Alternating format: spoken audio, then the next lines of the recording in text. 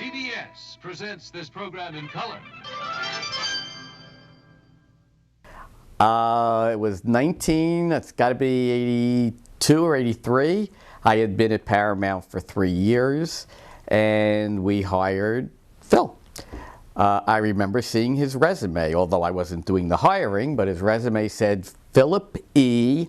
Phil Murphy. I've known Phil a long time, and I started working here in '92, and of course Phil had been here for already, 30, 40 years before that. I first met Phil either October 27th or October 28th, 1993. I was a page at the time. First time I met Phil, I was just walking across the lot, so it was just a quick hello, and that was about it, so nothing too monumental. August 14th, 1992. It was the day I was hired, and Bill Weber brought me to Phil's office. The first time I met Phil, I think, was with Garrett. I was working at Wilshire Court, which was a Paramount company, and this was something like 20 some odd years ago. And Garrett called and said, I want you to come meet my boss and we'll all go to lunch. The funny thing is that Phil didn't really get a word in edgewise, and either did I. Garrett hires me over the phone, and I had to come in for the obligatory interview with Phil Murphy. And he started talking about a number of things, and I had no idea what he was talking about. He finally said I needed to meet with this guy named Phil Murphy, and I had not met Phil before. I said, fine, what does Phil Murphy drink? I'll be down there. And I came down, and I was pretty confident that I'd have this job, and I got into that room, into Phil's office, and I froze like a deer in the headlights. I don't know what it was about him. It's the poker face, I guess, but I just completely froze up.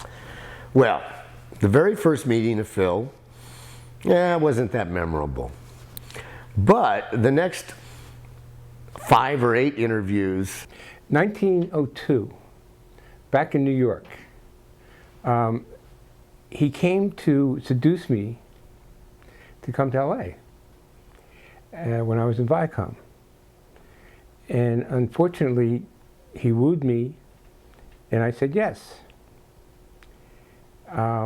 And it's been downhill ever since, mostly because of him. When Phil first came to Paramount, he drove a Corvette. You know, it's funny because you don't picture Phil as the Corvette type, but he did drive the Corvette, and he looked pretty snappy behind the wheel.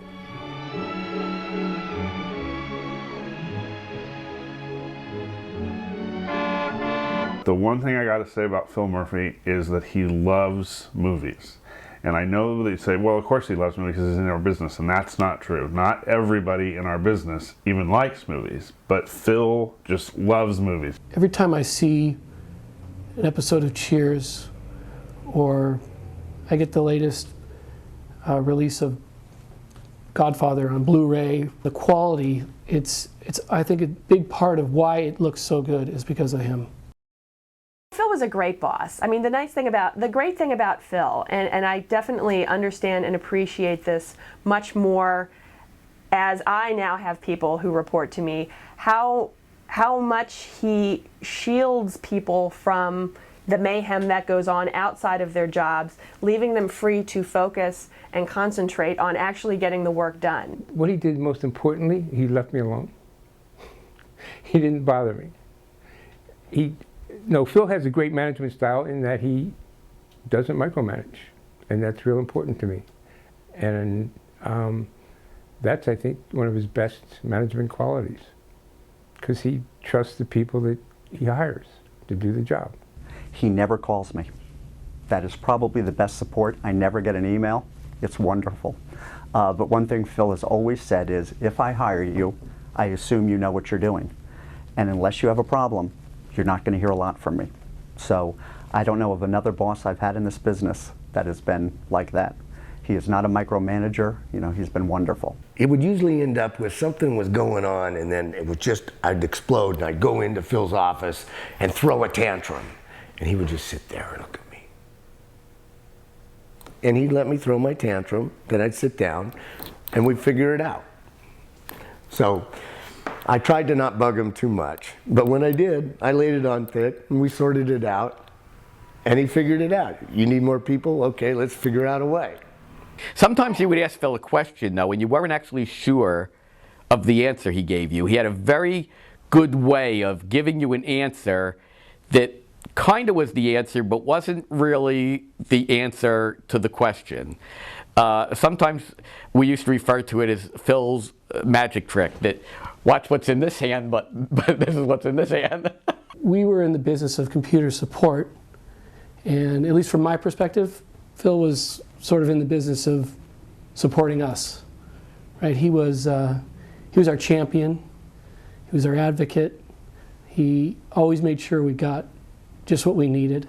I think he really served as a good mentor. He, especially over the last couple of years, I really felt like he was looking out for me as things got rearranged. I always felt like he was there to protect me, you know, and either because of actions on my part or just because of what was going on within the company. Phil was a great boss. Phil's a great boss, and I think really supportive because he has confidence and respect and let me do my job. That was the thing that made it great. Describe Phil's sense of humor. I could go on forever. Phil's sense of humor. Very, very dry, as they say. I don't know who came first, Ron or Phil. But I'm going to assume Phil. But we have Ron to carry it on, don't we? Does Phil have a sense of humor? Oh yeah.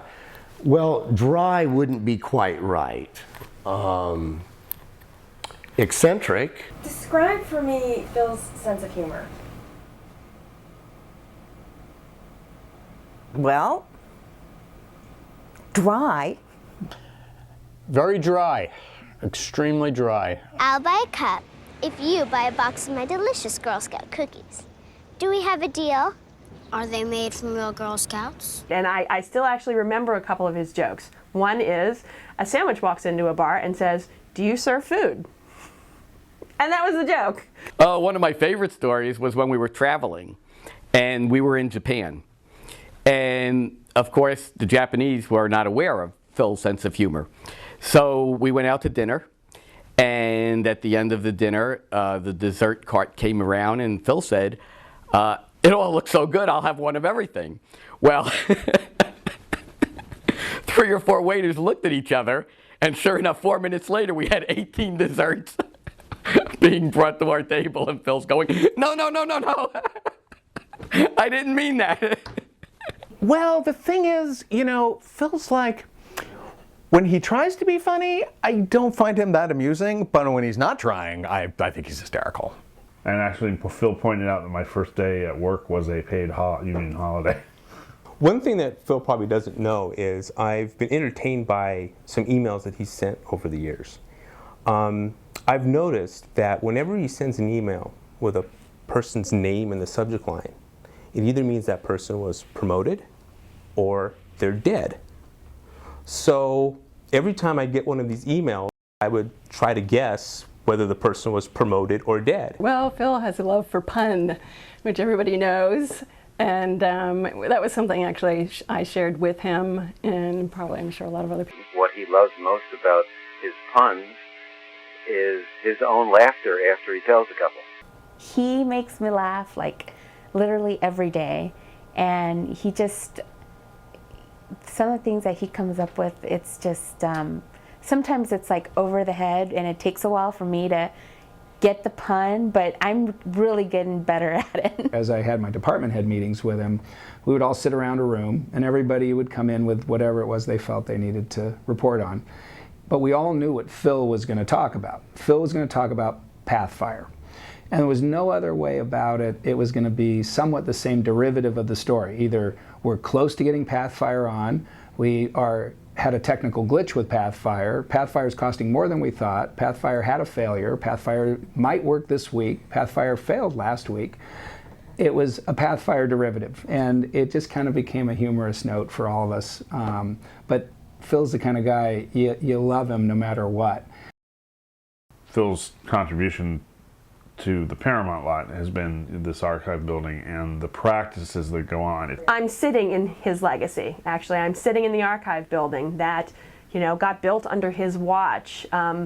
Much of the material got made under his watch. So I'm actually really feel like I'm working on his legacy at this very day.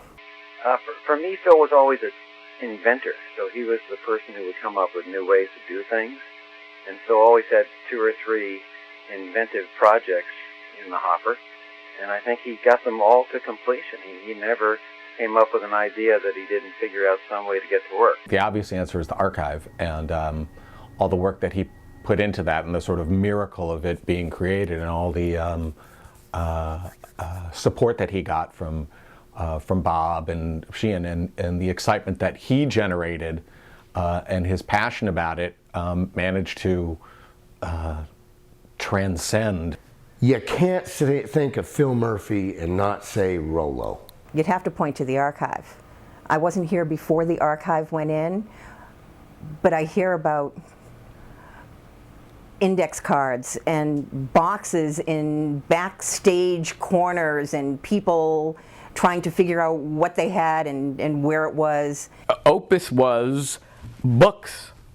And some people, after Opus came along, when they still used to have to take the books, they would refer to the books as dopus, because it's almost a dopey way of doing it when you have Opus.